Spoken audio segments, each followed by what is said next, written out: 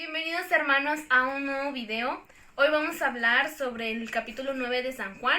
Y bueno, la historia trata sobre un ciego de nacimiento.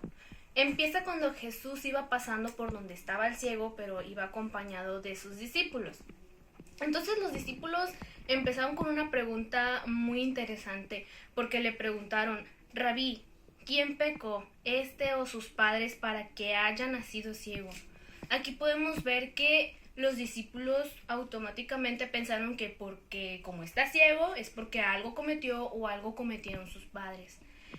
Entonces Jesús les respondió: no es que pecó ni sus padres, sino para que las obras de Dios se manifiesten en él.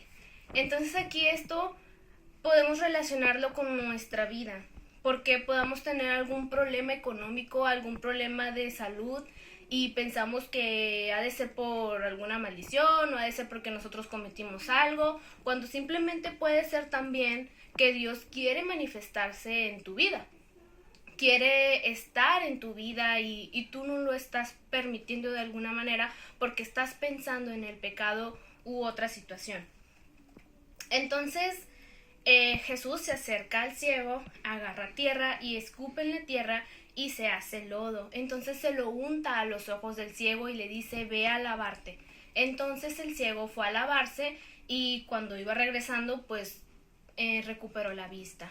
Entonces las personas que ya conocían al ciego empezaron a murmurar entre ellos: ¿será él o se parece? Entonces hasta que el ciego dijo: yo soy esa persona que era ciega. Pero para esto el ciego no había visto quién era Jesús. Entonces lo llevaron al ciego ante los fariseos. Y aquí es donde empieza más a detalle la historia, porque cuando pasó esto era día de reposo. Entonces los fariseos pues no creían que este hombre, o sea Jesús, procedía de Dios, porque había hecho esto en día de reposo, o sea, no estaba guardando su día de reposo. Entonces le preguntaron al ciego: ¿cómo es que te hizo esto? Entonces él les explicó, pero los fariseos como que no querían creerle. De hecho no le creyeron hasta que tuvieron que llamarle a sus padres. Pero sus padres le dijeron que ellos tampoco sabían, o sea, sabían que él era su hijo, que había nacido ciego, pero que no sabían por qué ya ve ahora. Entonces le dijeron: pregúntenle a él, ya tiene la edad suficiente para que pueda responderles. Entonces los fariseos se volvieron a referir con el ciego y volvieron a preguntarle lo mismo, pero el ciego les dijo: es que ya les expliqué, pero ustedes no quieren escuchar. El ciego les estuvo diciendo: yo solo sé que a mí me abrió los ojos. Y hay un pasaje en la Biblia que llama mucho la atención a los judíos, porque dice: desde el principio no se ha oído decir que alguno abriese los ojos a uno que nació ciego. Si éste no viniera de Dios, nada podría hacer.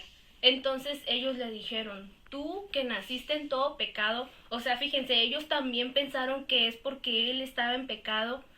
Dice: ¿nos enseñas a nosotros? Entonces lo expulsaron del lugar.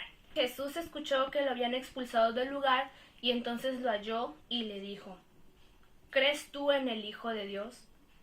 Y el ciego le respondió: ¿quién es, Señor, para creer en él? Entonces Jesús les dijo: pues le has visto, y el que habla contigo él es. Entonces el ciego le creyó y lo adoró. Aquí Jesús empezó a decir otra cosa mucho más interesante, porque dice: para juicio he venido yo a este mundo, para los que no ven, vean, y los que ven sean cegados.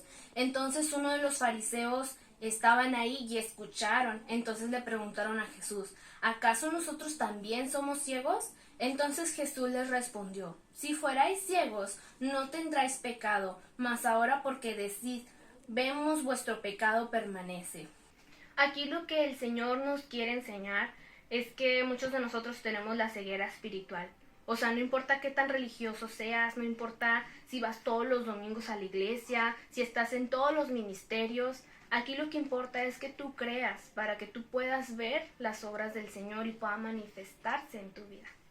Y así, de esta forma, tú puedas ser de testimonio para los demás que tienen todavía la ceguera espiritual y puedan tener un cambio radical en su vida, como la historia del ciego.